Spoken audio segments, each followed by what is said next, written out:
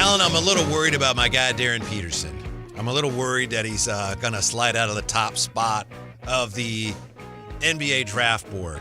Darren Peterson played on Valentine's Day, as we discussed earlier, against Iowa State. Hadn't played since February 7th. Big game. They lost. He scored 10 points, and he was 3 for 10, 2 for 6 from the three-point line.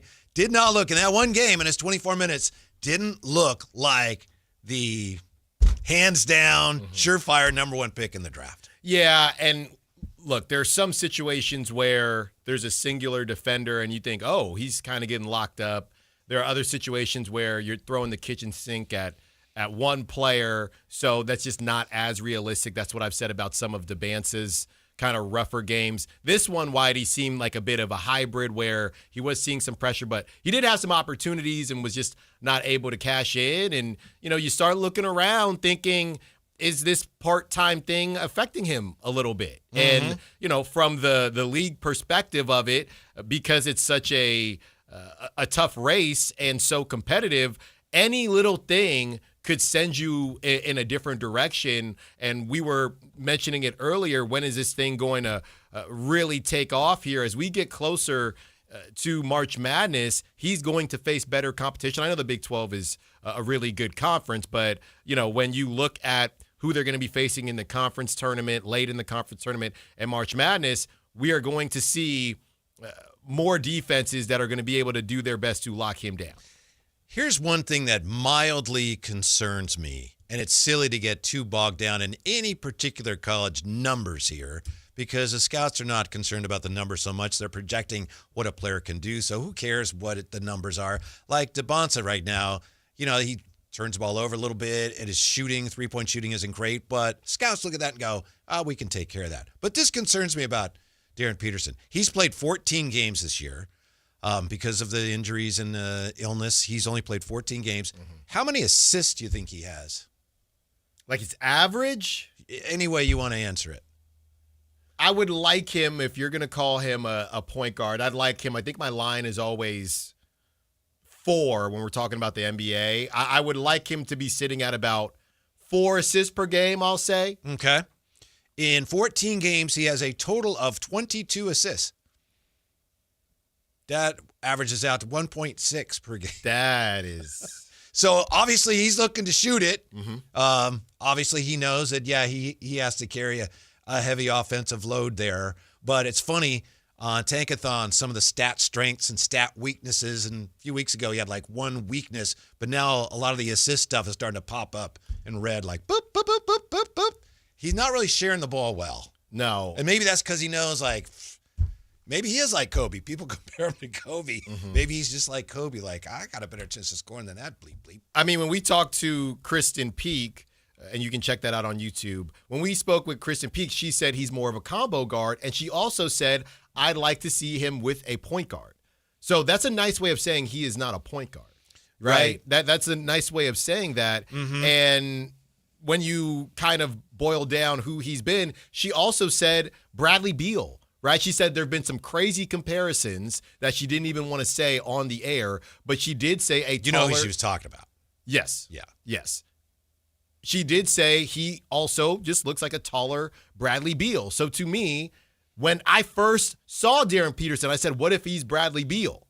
What do we do with that? Bradley Beal had a good career, but when you're looking at the other guys in this group, that's what scares me about these kind of scoring guards. They're great, but how many are going to be like Anthony Edwards? That's what has always scared me about Darren Peterson before the injury stuff and before the idea that he was missing games and trying to preserve his body or whatever it is. That's just not where the league is unless you are that dude. And, I'm not going to make a joke and say Cam Thomas, but guys that can just score the basketball and not do anything else, because I know Darren Peterson is good defensively, but if you are just a scorer and you cannot distribute the basketball on a high level, that is a knock. That's just what it is. So I don't know if he should focus on this and try to show his shooting bag later in the season here, but to me, he is not any version of a point guard if somebody like Kristen is saying, yeah, you still need a point guard. That's not a combo. A combo guard means you can get away with it. Sounds like you can't really get away with it. So right now, again, this is just one of the mock drafts, Tankathon. The top 5, and I mentioned the top 5 because if the Kings have the worst record, then the worst they can pick is 5th. Peterson 1, DeBonsa 2, Boozer 3, Caleb Wilson 4, Kingston Flemings 5. If the Kings end up with the 5th pick, we're still going to feel pretty good about that, right? Not great, but pretty good. Yes. And that is, again, on social media, I brought up how I keep getting 5. I know there's a 40% chance that the Kings will get 5. Did you ever find out if there's a glitch? A lot of people said they were getting 5. A lot. And somebody said, I ran it 5 times. I got 5 every single time. Now, maybe those are just the odds, right? Yeah. Maybe this is just a reality check for us, but it's a reality check that I don't like very much. You better run it now, Alan. I'm going to. Jay loves it when you run the lottery simulation. I know he does, and that's what we said. Look, just off the top of my head, guess what I got? 5? 5. Huh. Every single time.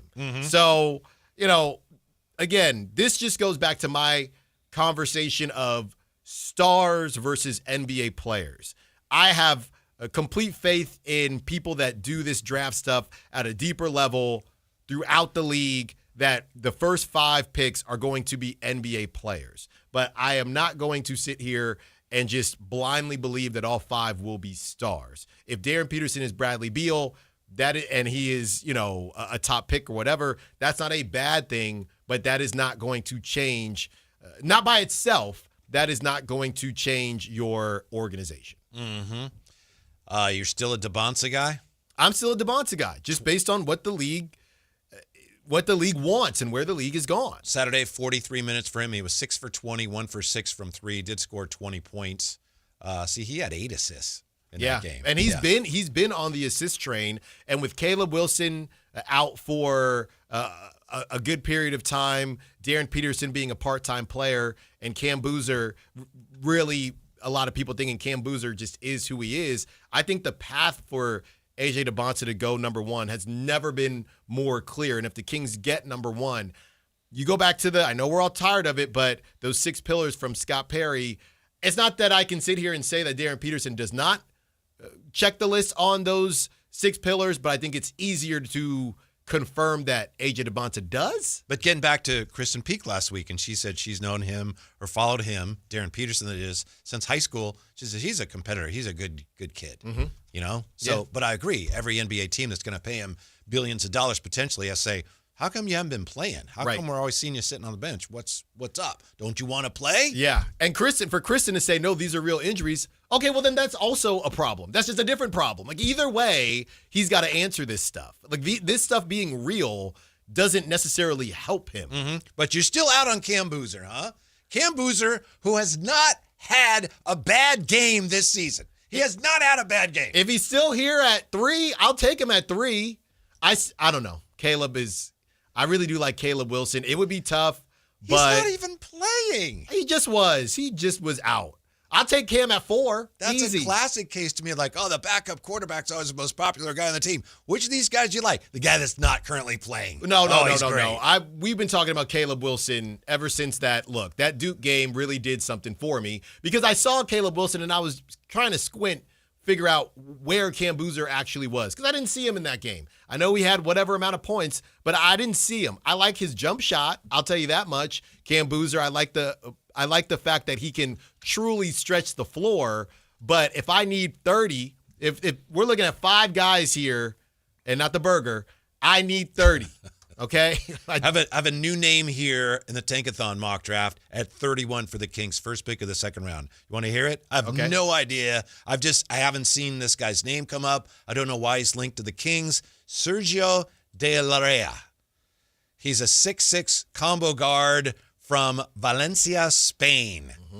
I like that. I do too. He's won't be 21 till next December. 6'6" combo guard. I like it. I got to see some tape. I got to grind some film. But I like how it 57% sounds. from the 3-point line. Oh, my goodness. Averaging almost 10 points a game. Nearly 10 points a game. Let's do it. Everybody thinks the Kings are going to try to get 2 picks in the first round. Figure out a way to do it. Figure out a way to do it. And then the other name they have on here for the Kings, you go all the way down to, which pick is it? 42. They have Alex Caravan from UConn, 6'7", we'll call him 6'8", senior forward. Okay. That's the thing now, right? Are we making pure point guards anymore? Because here's the thing. Most pure point guards are under 6'5", so nobody wants them. I don't even know if that is a thing anymore, pure point guard. We all say it like Scott Perry. We didn't have a true point guard. I don't know if there is such a thing anymore, really. Which is why the Kings season didn't work. They brought in 2 traditional point guards, and it was unnecessary, and Doug was playing both of them at the same time. At times, I think, if I'm not mistaken, Darius Acuff is another name, but he's a little undersized, so people aren't looking at him. 6'3"? Yeah, that's By the way, undersized Flemings now. is 6'4". If that's legit, that works. If legit, take those shoes off. Let's Mel see. Brown 6'5". Yeah, but nowadays, all the pure point guards are probably pure point guards because they're 6'3" and under, and the league isn't really looking at them Who like do that. you, as a just all-time, when you think pure point guard, who do you think of? Me personally, I think, I don't know if you remember these, like Luke Ridnour, Steve Blake, guys like that. It's like, that was a pure point guard. Yeah. I'm not going to sit here and say names that I didn't really watch. So that's why I'm not going to say John Stockton. But for me, from what I've seen, I would say Steve Nash and Rajon Rondo and Chris Paul. There you go. Yeah. I would say those 3 from me coming up watching. That's what I thought of when I thought floor general, point guard. And they don't really make those guys anymore like that. No, guys don't come up playing that way.